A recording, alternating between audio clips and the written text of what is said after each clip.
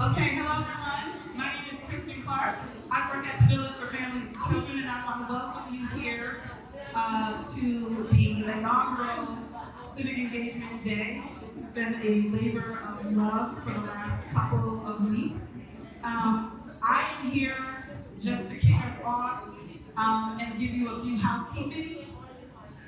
At 11:30, the food will be up here. You should have received a ticket, and you will use that ticket to get your food. Speakers, sponsors, table folks, there is food set up for you in our holding area. If you have to use the washroom, there are washrooms over here. There are also washrooms down this hallway. In case of an emergency, please look for the nearest exit. There's an exit back here that will take you all the way downstairs and outside. There's also, you can walk down this hallway. If this exit is blocked, you can go all the way down and out the front gate. So please identify where the local exit is. There are also hand sanitizers all around the room. Please use the hand sanitizers. Please use the hand sanitizers. At lunch, we will have people serving you so that you do not have to pick through the food. We will have people doing that for you as well. All right, so we are going to kick this off with a little music and our ballot box mascot, BB.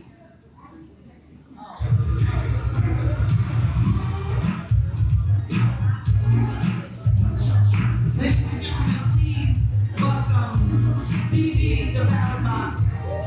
He is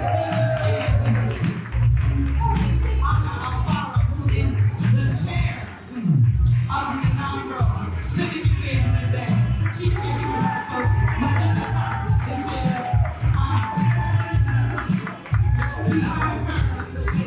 we have her from San Juan Center.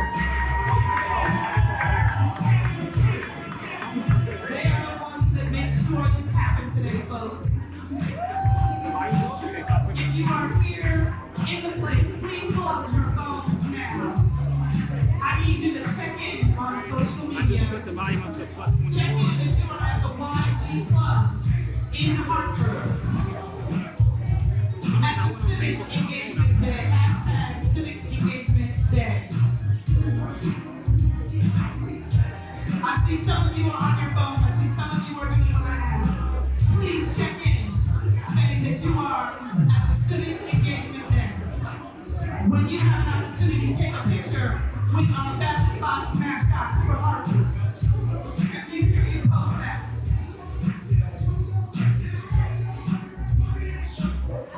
So as BB and Fernando are coming out, has everybody checked in on Facebook? Have you checked in on IG? Do you do X? Do you do Threads? Do you do whatever the other stuff that y'all do? Y'all folks, Snapchat.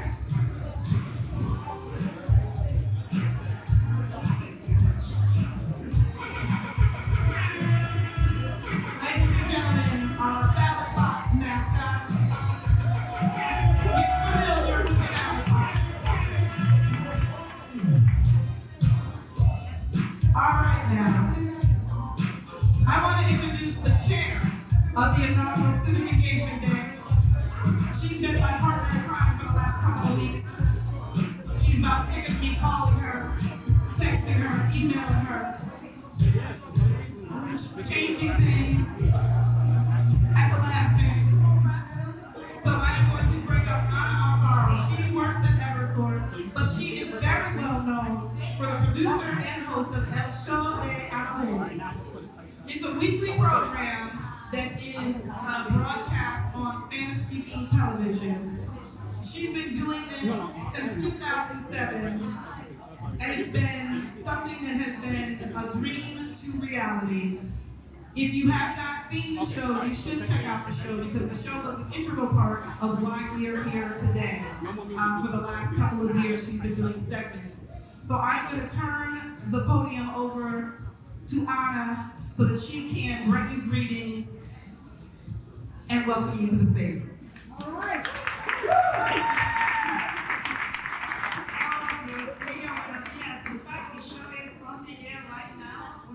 well. So the show definitely is airing now. It airs every Saturday from 11 to 11:30. And Kristen says I'm her partner in crime. I have to say she is definitely the partner in crime here. I want to thank Kristen. She is amazing. Do you ever need someone to organize and get an event accomplished in 6 weeks? Kristen. And our committee, Lourdes, Edith, Reggie, Natasha. My God, Natasha, amazing. Thank you so much. We couldn't do it really without them. And I have to say, Kristen is the one, because when we presented the idea that has been in the works for almost 3 years, we brought it up to Hartford Vote Coalition to ask, could we partner, could we make this happen? And in August, we thought, I don't think we could pull this off in 6 weeks. Kristen said, yes, we could do it, and here we are, and I want to thank all of you. Gracias a todos, de veras que es un enorme día para todos nosotros. Un día de compromiso, de acción. It's an incredible day of action, civic engagement, awareness, motivation, getting us all motivated for this historic year of elections. And that's what Kristen said. We couldn't really wait another year to make this happen. And I agree with her, and I think we all are in agreement with Kristen and the Hartford Board Coalition and Shogun Ali, San Juan Center, Hartford Foundation for Public Giving, UCAN. Also, we have and many other partners represented here today as well, and the speakers. So without further ado, I'd like to welcome Fernando Betancourt, que todos ustedes conocen a Fernando. Fernando is actually an incredible partner as well, and he's a longtime resident of Fragajano. He is definitely an incredible advocate for public policy and community development in the Puerto Rican and Latino community. He is the executive director of San Juan Center and serves also on the board of the National Museum of Puerto Rican Arts and Culture that is going to take place here in Hartford. And Fernando is really a committed leader. Fernando has been our backbone in this planning, in this initiative of 3 years, and you will hear more from Fernando about the initiative. And I really, any moment that we need support, Fernando and the San Juan Center has been there for all of us. So we want to thank you, Fernando, and welcome you to the Civic Engagement Day. And this is the first year, right? But we want to do this every year, so it's going to become an event. And you'll hear from some of the our friends who are here how this idea was born, and because the people said, let's have a Civic Engagement Day, is the reason why we're here today. So thank you all. Enjoy the day. And Fernando? Thank you, Ana. Thank you for those kind words. Buenos días. Ustedes parece que no han comido desayuno. You have not had your breakfast yet. Buenos días. Now we're getting. Now in the back, right there, where the tables are. I want your attention too. Please come here. The first hour we're going to be on local access TV. So we need people sitting here so they can see that we had a crowd, that people committed for a Saturday to do civic engagement. First of all, let me tell you the history about the genesis of all this. First of all, many organizations several years back, like 5 years ago, UConn, Capital Community College, El Show de Analí, Univision TV, and the San Juan Center, we decided to engage an educational programming that goes, is the only one. And William, don't get nervous. I'm gonna do it bilingual so you can relax. You don't have to. You know I speak fast. So we decided to develop a program of civic engagement. So giving the credit to all these organizations 3 and 4 years after, we have our first civic engagement day. So I want to also shout out to another new partner, and that is the Hartford Votes Coalition, the Hartford Vota Coalition. And we have our fearless leader, Richard Frieder, here, and many, many others. Thank you, Richard, and this is your opportunity to start thinking as a volunteer. If you want to have an impact in our community, start thinking in what organizations you can volunteer or join forces. So let me start by, I want to demystify this whole thing about civic engagement. Let's forget, we try to think that we invented this process about civic engagement or voting participation. No. Since mankind developed as a civilization, 10, 15,000 years ago, different civilizations created civic engagement in their own ways. This is what the Greek used to call the polis. The polis is the city, and the society coming together for a common purpose. The Romans had another concept called civitas, which is about citizenship and about civic participation. But the first thing that I want you to understand today is, this is not only about voting. Voting is a very important component, but this is not only about voting. This is about civic engagement. And civic engagement demands that you, all the people, whether you're an undocumented immigrant or not, engage in our society as a common place for the betterment of all, not the individual, okay? That's first. Yes, I only have 2 minutes. Oh, plenty of time.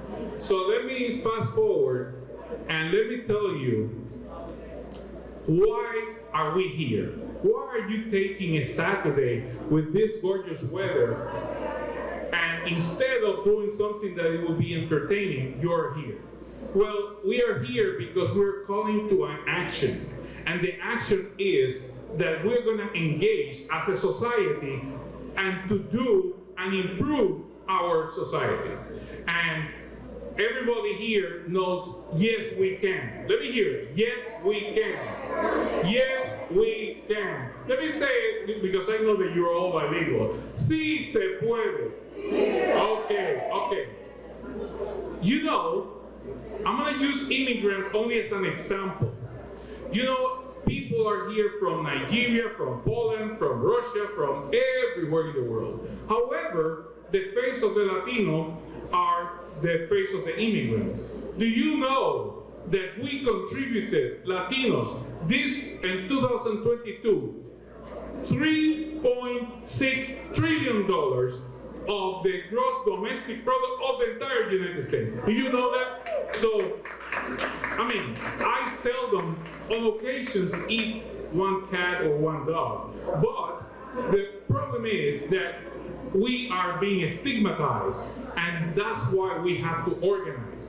And this is not about having a different opinion where you can defend one position or the other. This is about a common purpose, saying, yes, sí se puede, yes, we can. So if I leave you with one message today is, from here, we're going to organize our community, we're going to get people out to vote, and we're going to get a better society for all. Thank you.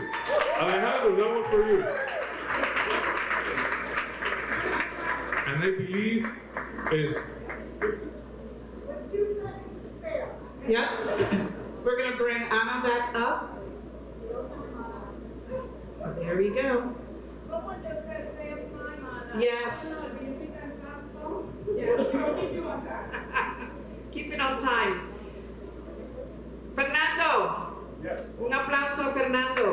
Muchísimas gracias. Great history there, civic engagement.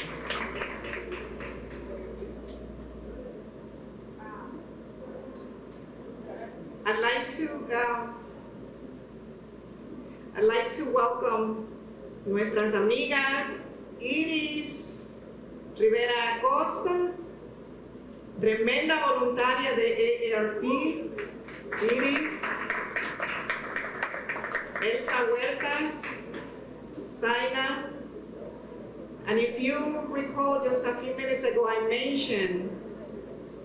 mencioné cómo fue que nació esta idea y por qué estamos aquí. Un grupo de enfoque, focus group that we held as part of the Civic Engagement Educational Series with our friend from UConn, Charles Benator Santiago. A small group of leaders said, why don't we have a Civic Engagement Day? And here we are today. And I want to thank Elsa, Iris, Luz, Linda, and many others who joined at that focus group and agree on that. So Elsa and Iris, will you join us? They'll share their testimonial.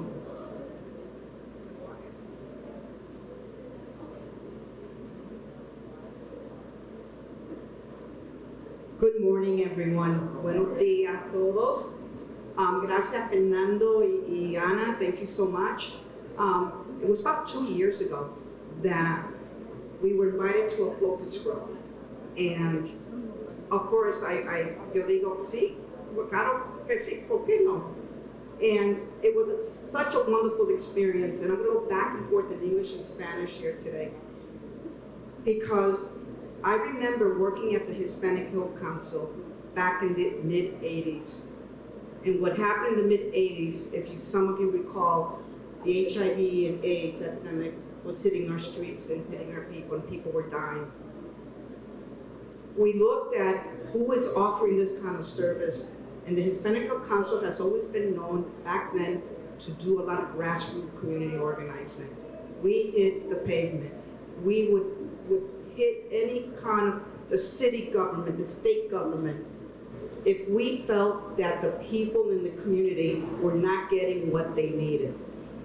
El Concilio Hispano de la Salud siempre ha sido una agencia que siempre se ha preocupado por la salud de las personas, de los residentes, de todas las personas. Cuando en 1980 lo que pasó con lo de SIDA, de HIV y AIDS, fue muy grande, nuestra gente se estaba muriendo, pero no había recursos y personas que trabajaban con esa comunidad, con nuestra gente, que necesitaban tanto ayuda. The city of Hartford at that time, they had no HIV counselor at that time. We demanded that they hire someone by going on the streets and knocking on their door and saying, you need to hire someone that is going to help our people, who are going to help people who are affected by the HIV/AIDS epidemic. They did hire someone part-time, one person. Came June of that year, when they did the layoffs, guess who was the first one to be laid off? That part-time HIV counselor. We went back to the streets and we went back to the state of Connecticut. En el 1980, cuando en la ciudad de Hartford cogieron una persona, la ejecutaron solamente part-time, 20 horas semanal. Cuando vino el mes de junio, el año fiscal, despidieron a la persona porque no había dinero para pagarle. Corte en toda la operación. We went back, regresamos, and we fought the war. That's how we saw it at that time, la batalla. They hired not one full-time person, but 2 full-time people to address the issues, to address the community, and from there, The Ryan White funding came in, many government funding came in. Muchos de los recursos llegaron a la ciudad de Hartford. Y el Concilio Hispano recibió uno de los fondos más grandes para servir a toda la comunidad. So, Edith, I'm a true believer that civic engagement starts at a very young age. I work for SINA, and we started a young authors program with civic engagement. In one of their books, we have Melanie, who is the co-author of this book, 4th grade. The books that she wrote, Yes, We Can, Si Se Puede. How coincidental is that? I want you to visit that booth because all the publishers are kindergarten to 4th grade, and we talk about civic engagement. And the other end of the rainbow here, the other end of the age, is what Edith does. Hello everyone. It is with much pride that I sit here and share with you my wonderful experience of being a citizen of Hartford, Connecticut. I came to Hartford in 1956 from the age of 3. And I've lived my entire life in Hartford, went to school here, I worked here, I'm a retired citizen here, and I volunteer for AARP, and I also volunteer for the Red Cross. And I do want to really tell people that being a volunteer with AARP is an organization that represents people who are 50 or older, but in reality, we represent families. Because someone that's 50 or older, they don't come by themselves. So it's all about us. It's not about somebody being older, which most people think. And we have a Latina component to AARP that brings us out to these kind of engagements with people, and it's just wonderful. We always need more volunteers. Come to our table if you're interested, or maybe you have someone that's at home who wants to, doesn't have much to do. We're always available for people. The other thing I want to say is that I took civic engagement in school. Do you guys remember when we took classes in civic engagement in school? Well, guess what? When they cut that was the first thing to go. And now we're in trouble because people aren't hearing about it. So we have to be the messengers. We need to take that charge and move on with this. Just like you're here today, take extra materials and bring them to your family and friends. Thank you for hearing me out. Thank you so much for being here. All right, thank you for that testimonial. We are going to move into the next part of our program. If you need translation services, you can go right here to the back and you'll have a microphone so that you will be able to hear this. We are translating in Spanish at this time.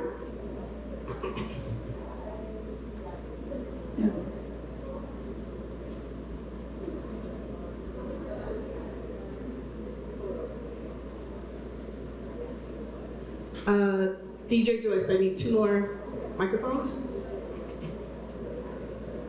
So next we're going to have our fireside chat. We're going to do a few fireside chats throughout the day. Our first fireside chat is with first-time elected officials. So these are folks who you voted into office in the various municipalities. They have gone through their first year almost, and we're gonna get a little view from them. So I would like to welcome to our seats right here, to our living room, to Hartford. I'm welcoming to Hartford. Come on, Ruben Rodriguez. Ruben Rodriguez, come on through.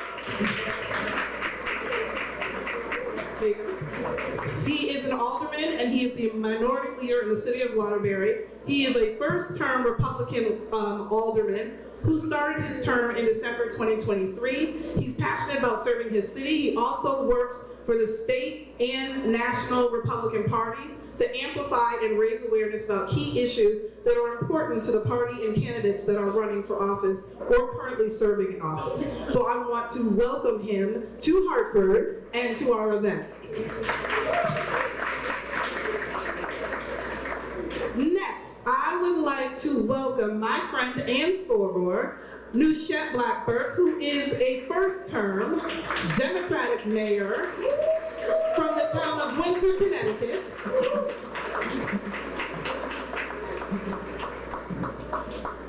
She is the first Black woman and person of Caribbean descent to hold that office in Windsor, Connecticut. So she is making her story, not history, her story.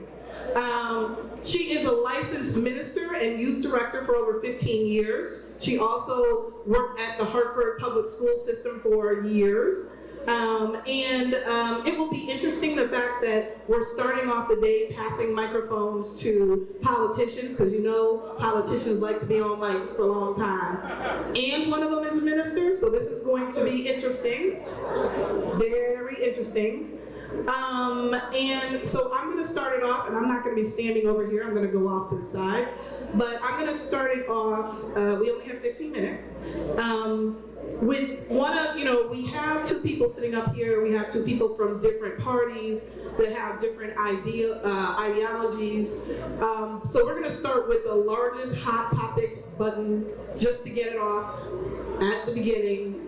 The people want to know, are you team Android or team iPhone? What are we doing? What are we doing? This, wait, hold on. Un momentito, si necesita traducción en español, tenemos aquí a William Newton que está para servirle, puedes ponerse un audio en su oído, ¿ok? Si necesita esto en español, por favor vea a William. Thank you.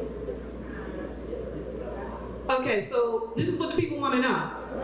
Two different parties, and I want to know, are you team iPhone or team Android? Let's see who gets run out the building. I am team iPhone all the way. 10 toes down, all day, every day. Sorry. I'm team Android. All right, see, Ruben, you can stay. Ruben can stay. Ruben, you can come to the cookout. I'm not sure about you with your iPhone stuff. iPhones, yes. iPhones, okay. All right, so we're gonna kick off this chat, and the two of you all can talk to each other, talk to me, talk to them. What made you all decide to run? This is your first term, your first year. You can tell us, when you started your office, and tell me why did you decide to run? So I decided to continue, is what I like to say. I decided to continue in public office. And my message to everyone here as we're talking about civic engagement is anyone who really wants to can. I was just a mother who wanted a similar experience for her son in her hometown, so I ran for the Board of Education. Actually, they came to the mom and said, we're tired of you coming to board meetings, so would you like to run?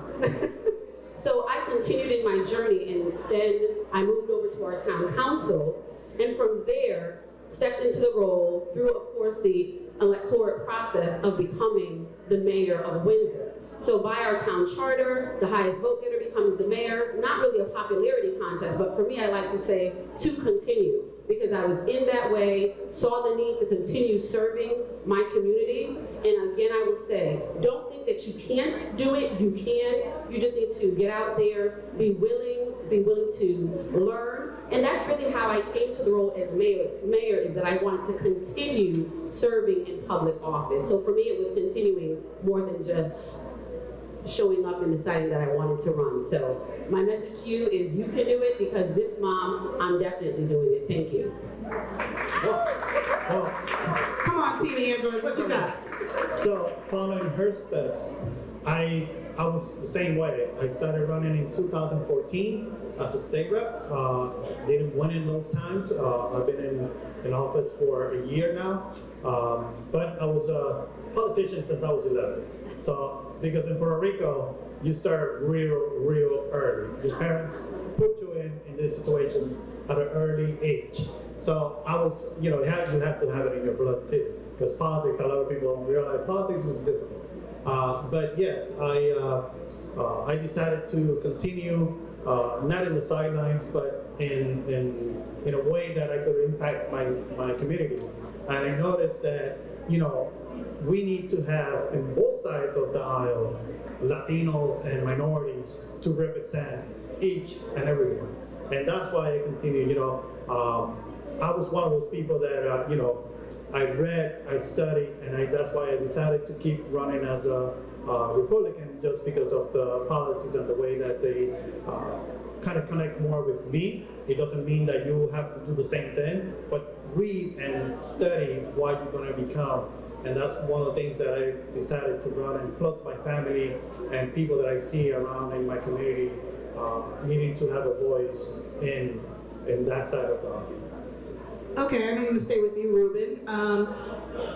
As a newly elected official, what major challenges have you faced, and what have you, how did you strategize to overcome them in your first year? Convincing people. But no, the obstacles that I saw running was mostly because you have incumbents that are there for so many years that people get used to those people, and to bring someone new and with new ideas, it's one of the things that people kind of push back and don't realize that you need to give those people an opportunity to show their ideas and the way that they need to do to engage the community and to bring their ideas to that community.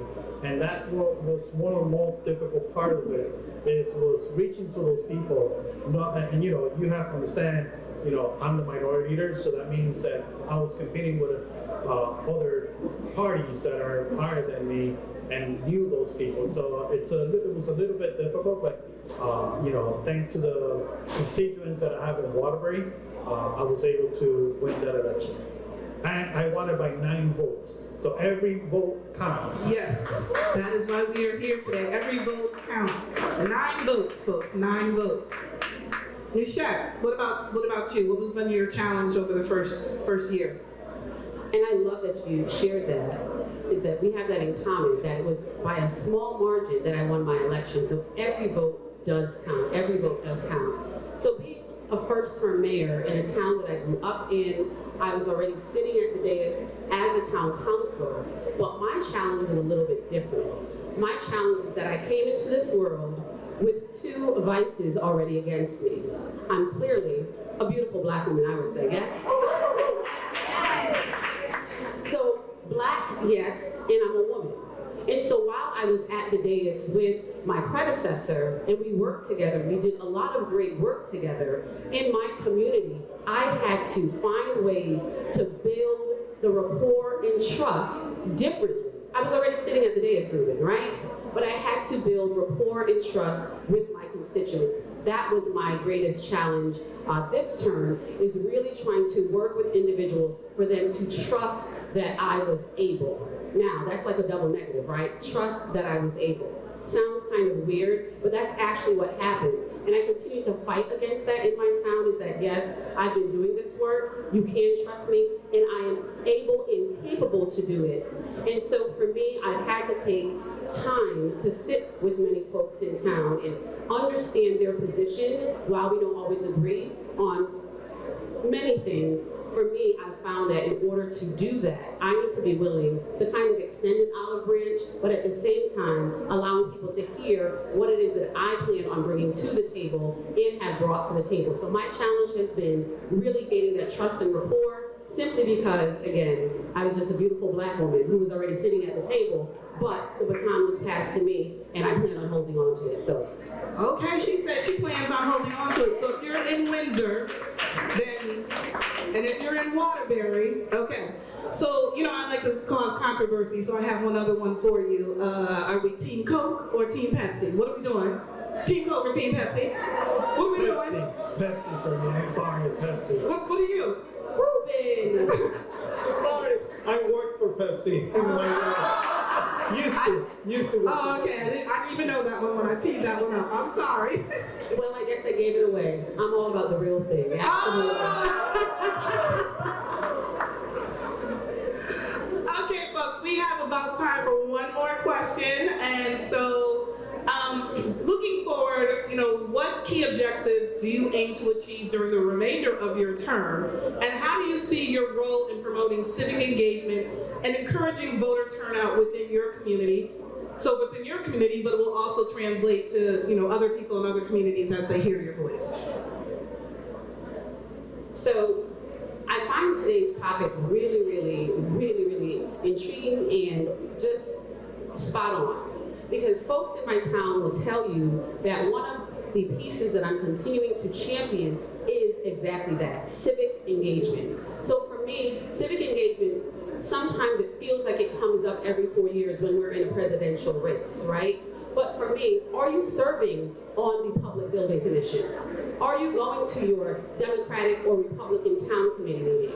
Are you taking time to understand what is the housing policies in your town or in your city? That is also civic engagement. So for me, I'm trying to ensure that our commissions, all of the organizations we have in town reflect and are representative of the individuals that live there, because that's where civic engagement really does begin. Being present and able to be at the table to make decisions in some of those smaller places. So that's one area. The other area is economic development, and really working with our economic development director, because we know that housing, right, jobs, all of those are key pieces in our towns and in our cities that have to continue to be addressed. So for me, those are the two pieces. And I think I missed the last part of the question. Our objectives. Let me tell you something, she wrote the question. And increasing voter turnout within your community, promoting civic engagement, she wrote the question. I love you, Christine, absolutely. But the last part is, how do you get to that civic engagement? I will tell anyone what I believe it was Iris, or the lady who was with Iris said it. Getting out, knocking doors for anything. I can tell you that we had a referendum in Windsor, Connecticut, and it was getting out and door knocking, even for a referendum, meeting people, talking to people, having small conversations like this conversation we're having in this living room. That is what makes the difference and turns the tide in anything that you're doing, whether it's an election or you're looking to pass something. So thank you so much. Okay, go ahead. Yes, and she said it all. We need to move on and engage those people that are meaningful, that needs to be engaged. And let me tell you, when I became a minority leader for the first time in Waterbury, we didn't have no Republicans in commissions because people were not taught and reached to be in those commissions. They thought it was only for people that were elected officials or something, but no, we needed, I was able to reach out to those people, independents in Republicans, because when in Waterbury, for example, when you're a minority elected, you could pick from Republican or independent, because the Democrats are the majority, so they pick their own. But when you're on the minority side, independents become the minority too. So I was able to put in commissions on affiliated people. So it doesn't have to be a Democrat or Republican in those commissions. It's someone that wants to work with the community. And that's what needs to be done to us. And reaching out to people, like I said, I was involved in politics, so it wasn't too much talking to those people, but you want to hear them. Sometimes politicians, they talk and talk and talk, but they don't listen. And that's really important. Listen to those people. No matter what and what party they are, you need to listen. And that's the biggest thing that politicians a lot of times don't have, is listening time. So to me, that was a key factor to it, is to listen to those constituents. And one of the things that I always say as an elected official, my title goes away. My title as a Republican, because now I have to serve the community. So when I became an elected official, yes, I represent the party, but I represent the people first. And that's one thing that I always say to my people. So to me, titles are not that important, because we need to work with the community. Okay, I want to thank both of you all for coming out for our first fireside chat of the day. You all are politicians, and we stuck right to 15 minutes. I'm so proud of us. So all throughout the day, folks, we're going to be having fireside chats. I encourage you before Michelle leaves, before Ruben leaves, if you're thinking about running for office in your own town, how to get involved in a campaign, how you can be helpful to a politician who is currently, or an elected official who's currently in office, because it's not always what they can do for you, it is you. How can you also support people who are elected officials? So please have those conversations. The food is served, so please use the hand sanitizer. And then you can get some lunch. And if you have filled out your bingo card, make sure you get that in, because we are going to be doing the first drawing for our gift cards for those of you who have visited the tables. Thank you, everyone. We'll be back soon.